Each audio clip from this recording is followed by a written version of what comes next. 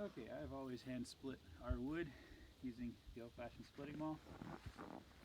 This year, we've had some extremely difficult wood to split. It just bounces off. It's only about a year seasoned, so it's got a bit of sap in it still. It's just impossible to split by hand.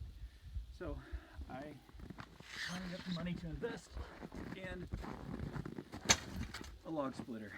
The cheapest one I could find that was not electric. Since we live off-grid, we don't have the electricity to run an electric one. The cheapest gasoline-powered one I could find was a 13-ton from Performance Built. It sounds like a generic brand, but it's actually got a Briggs & Stratton engine on it. And I'll show you how it does.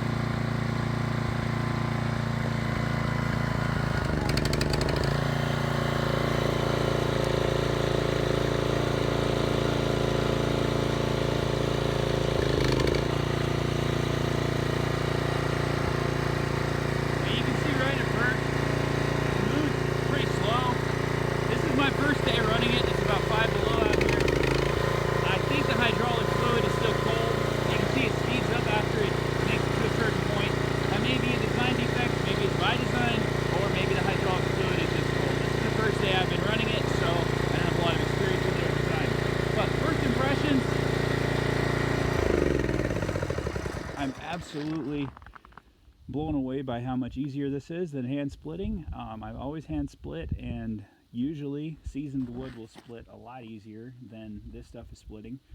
But you know, even with this extremely difficult wood, the splitter's having no trouble at all with it.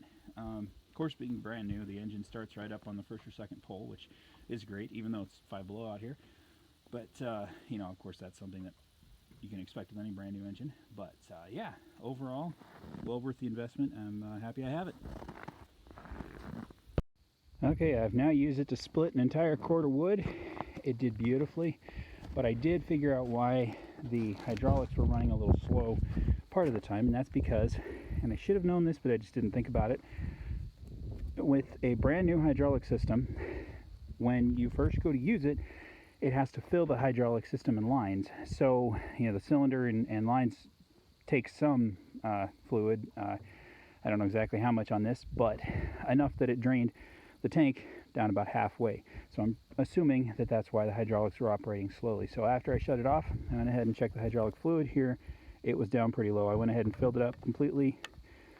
So that's just something to be aware of. After you start it up for the very first time, you do need to shut it back off again after it's been running a couple of minutes and check the hydraulic fluid level to make sure that it's still full. But other than that, I have absolutely no complaints. Worked beautifully.